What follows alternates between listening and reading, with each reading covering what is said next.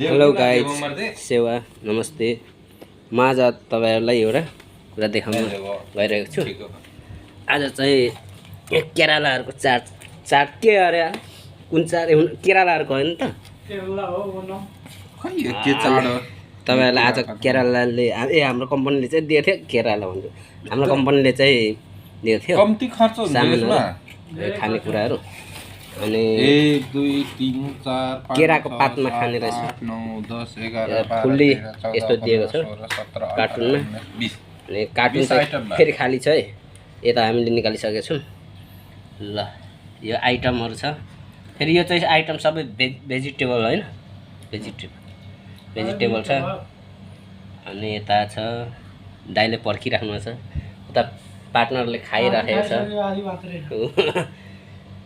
अनि म चाहिँ यहाँ तयार हुँदैछु खानलाई। तर मेरो चाहिँ खाना आएको छैन है। फेरि तल लिन जानुपर्ने। यहाँ चाहिँ दाइ र साथीले लिएर आएको छ। फोन गरेको त किन ब्याक क्यामेरा छैन र?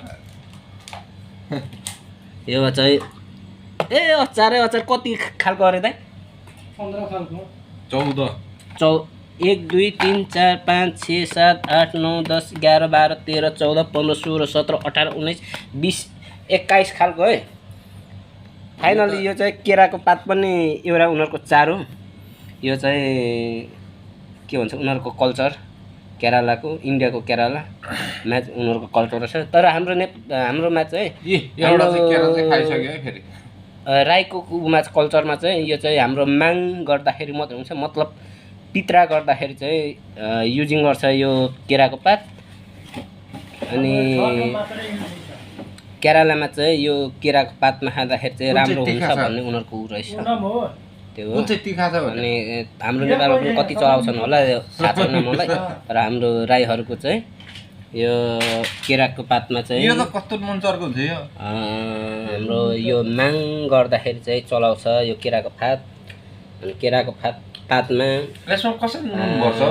त्यही बनाएको खानाहरु, नुन हैन कति चर्को हुन्छ? सब्जीहरु त्यस्तोहरु खाने दुना टोपुरा बनाएर अनि त्यो युज गर्छ। तर यहाँ चाहिँ यो केराको पातमा चाहिँ केरलाहरुको चाहिँ फाइनली गर्दो रहेछ। त्यसो यो चाहिँ फेरि हामीले किनेको हैन, हाम्रो कम्पनीले दिएको हो। हाम्रो चाहिँ कम्पनीले दिइराखेको हुन्छ। यस्तो यस्तो चाडहरुमा दिइराखेको हुन्छ। यो केरला मुस्लिम चाड भयो, एभ्रिथिङ, दिवाली हरेक चीजमा चाहिँ हामीलाई यस्तो सामानहरु दिइराखेको हुन्छ, खानेकुराहरु। अनि छुट्टी पनि पाउँछ। अनि यता मेरो दाइ छ खानको लागि वेटिङमा। अनि म पनि लिन जानको लागि तयार परिरहेको छु। अहिले तपाईहरुलाई खाएर देखाइदिन्छु है त। आजको लागि बाइ। जान पर्दैन।